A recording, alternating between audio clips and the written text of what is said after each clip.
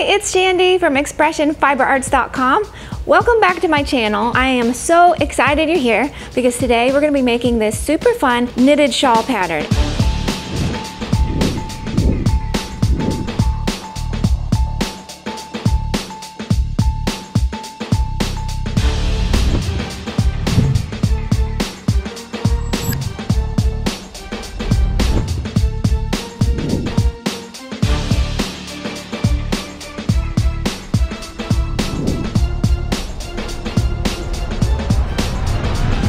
It looks really complex and gorgeous, but actually it's super simple, just a 2-row repeat, very easy to memorize. Not only is it really simple, it's very customizable. You can make it any size you want, any length that you want, and you can stripe colors or do solid colors, whatever you want to do. For the sample shown, we used 871 yards of fingering weight yarn, 2 different colors. For this pattern, I opted for our Oasis Camel Silk fingering weight yarn because it has a really pretty sheen to it and it drapes really nicely.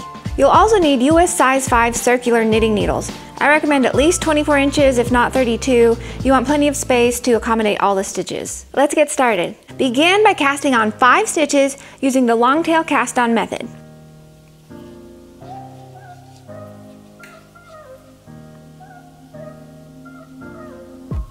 If you're at all confused about how to cast on or how to knit at all, please check out my How to Knit for Absolute Beginners video and I break that all down in detail for you. Now we start with row 1. Knit 2, yarn over, knit to the end of your row. Knit 2, 1, 2, yarn over, knit to the end of your row. Right now it's just 3 stitches, but this is going to increase as your shawl gets bigger.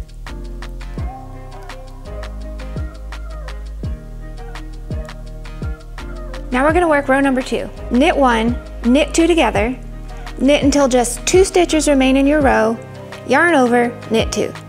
Knit 1, knit 2 together,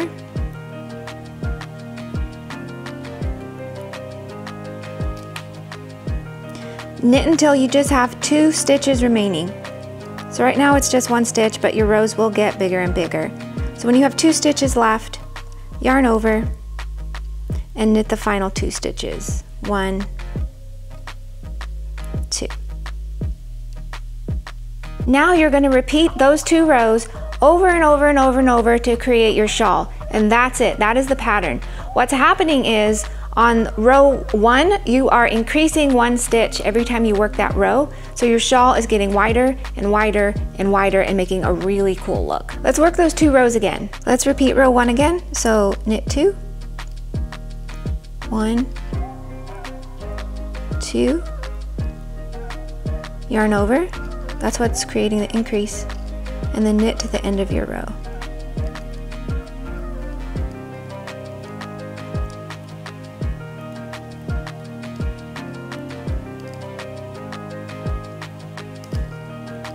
Row number 2, knit 1, knit 2 together,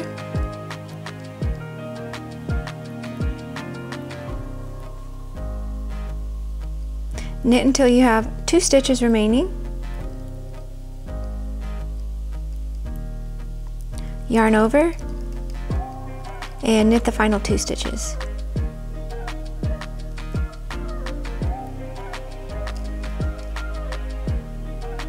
And that's it. You're just going to repeat those 2 rows. Let's go ahead and work a couple more and then I'm going to show you how to change colors.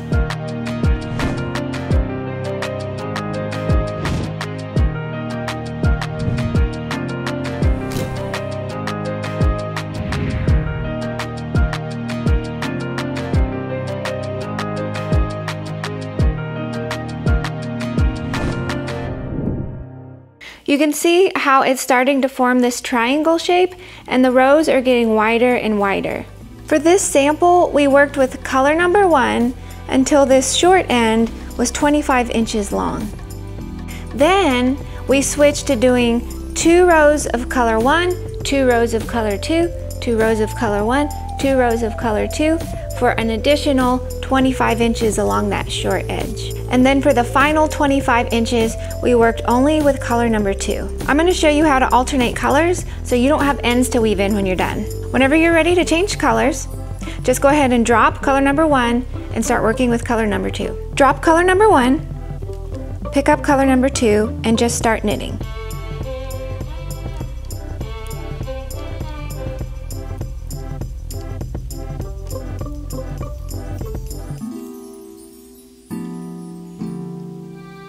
Now I've worked row 1 and row 2 of that second color. When you're done with row 1 and 2 in the second color, just drop it and then pick up color number 1 and pull it up the side of your work.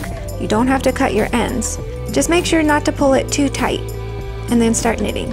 So then you just repeat rows 1 and 2 over and over and over, and switching colors as you like. I really find that the 2 rows works really well to keep your edges nice and clean, and just pull those strands right up the side. You don't have to cut your tails. It works really well.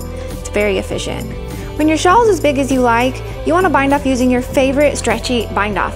I recommend Jenny's Surprisingly Stretchy Bind Off, and I do have a video on that if you want to check that out. When you're all finished, you want to give your shawl a good blocking. It's going to make it really professional looking, really beautiful. And if you're unsure how to do that, I have a video showing how to block your finished knit and crochet projects, so you can go see that if you like. On this sample, each section stretched from 25 inches to 30 inches when we blocked it, so it really grew quite a bit. And that's the pattern. If you would like the written instructions for this pattern, head to the link in the description below. Thank you so much for watching. I appreciate you being here with me today. I hope you enjoyed the video. If you did, please go ahead and give it a thumbs up and comment below with any ideas you have for future videos. And don't forget to subscribe and hit that notification bell so you don't miss out on future episodes. And lastly, please head to expressionfiberarts.com and sign up for email updates, because I'm going to let you know when we have free patterns. We do both knit and crochet very frequently. We have coupon codes to our shop. We do big monthly yarn giveaways. We have a lot of fun, and I hope to see you there. You have a wonderful day, do some knitting, and I'm going to catch you in the next video. Bye-bye.